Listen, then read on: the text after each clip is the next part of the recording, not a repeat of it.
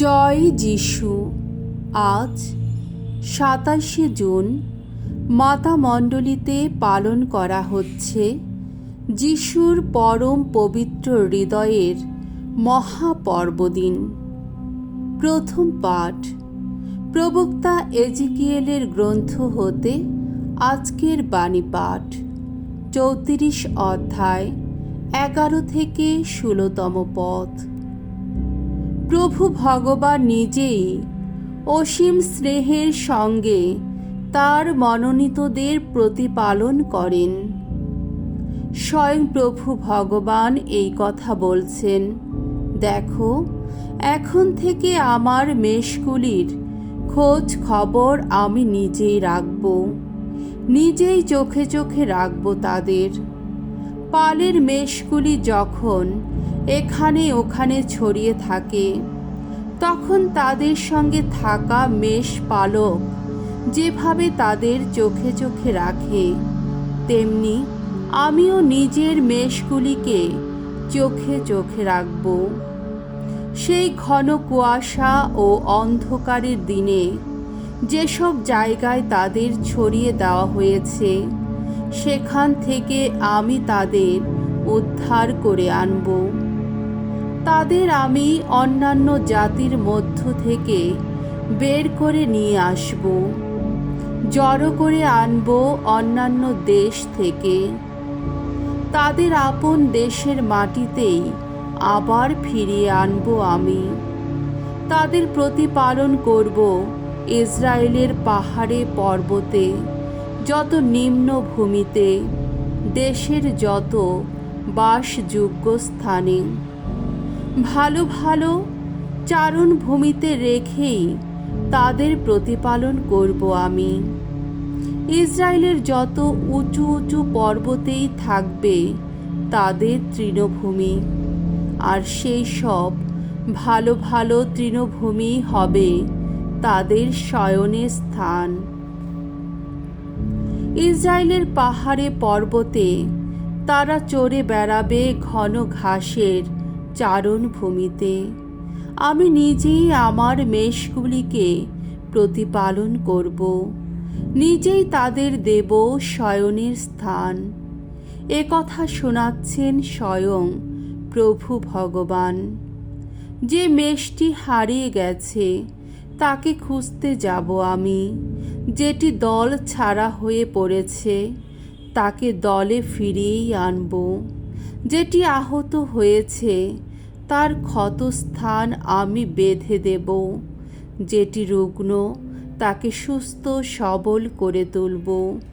আর যে মেষটি নথর, যে মেষটি সুস্থ সবল, তাকে সর্বদাই আগলে রাখব আমি। আমার মেষগুলিকে আমি ঠিক মতোই প্রতিপালন করব। প্রভুর বাণী। ঈশ্বরকে ধন্যবাদ। সাম সঙ্গীত ২৩ অধ্যায় ১ থেকে ৬ পদ। ধো, ভগবান আমার রাখাল, আমার কিসের অভাব? ভগবান আমার রাখাল, আমার কিসের অভাব? সবুজ তৃণভূমিতে তিনি আমাকে শুইয়ে রাখেন, আমাকে চড়িয়ে নিয়ে যান শান্ত জলের তীরে। সঞ্জীবিত করেন আমার প্রাণ। নিজের নামের গৌরব প্রকাশ করতে তিনি আমায় ধর্মপথে চালিত করেন। ছায়াছন্ন গিরিসংকট পার হতে গিয়েও কোনো অমঙ্গলের ভয় করি না আমি। ওগো, তুমি যে সারাক্ষণ আমার সঙ্গেই রয়েছ। তোমার যষ্টি, তোমার পাচনি, এই তো আমার ভরসা।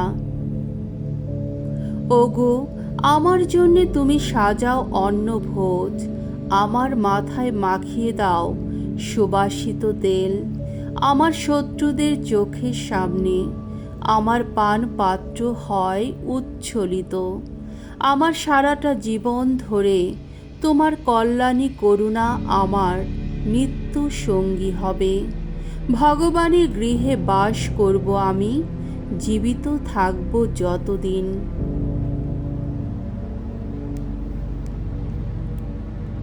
দ্বিতীয় পাঠ রোমীয়দের কাছে প্রেরিত পলের পত্র হতে আজকের দ্বিতীয় বাণী, 5 অধ্যায় 5 থেকে 11 পদ।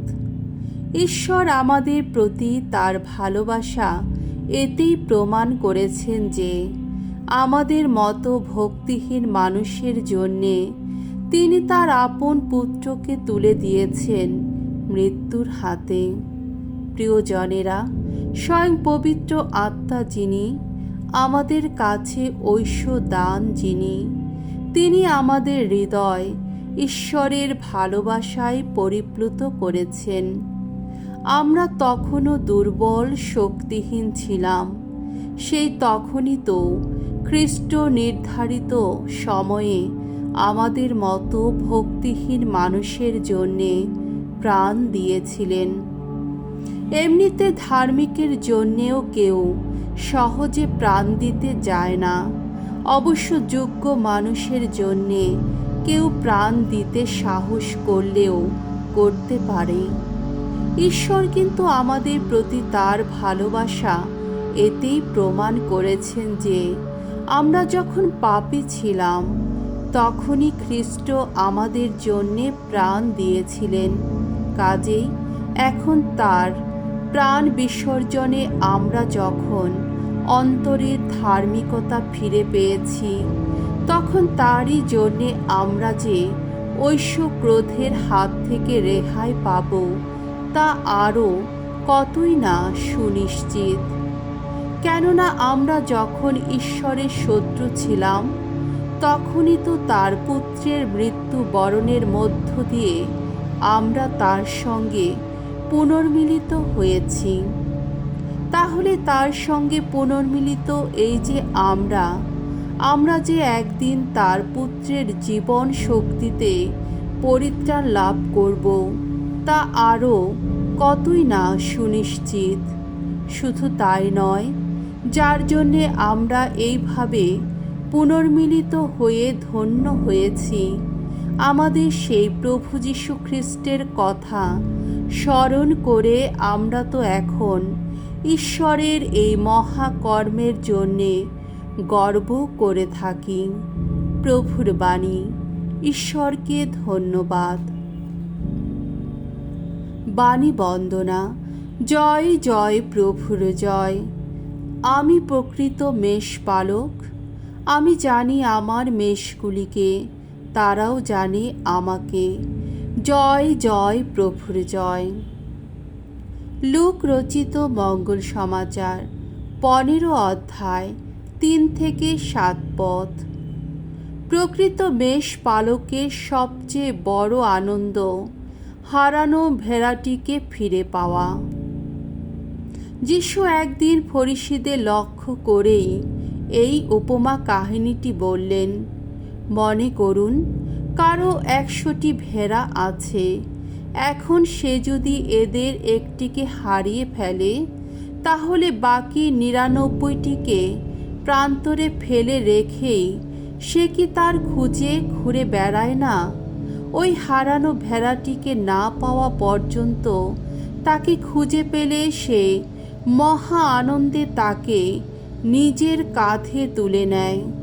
তারপর বাড়ি গিয়ে তার যত বন্ধু বান্ধব ও প্রতিবেশীকে একসঙ্গে ডেকে সে বলে, তোমরা আমার সঙ্গে আনন্দ করো, আমার হারানো ভেড়াটিকে আমি খুঁজে পেয়েছি।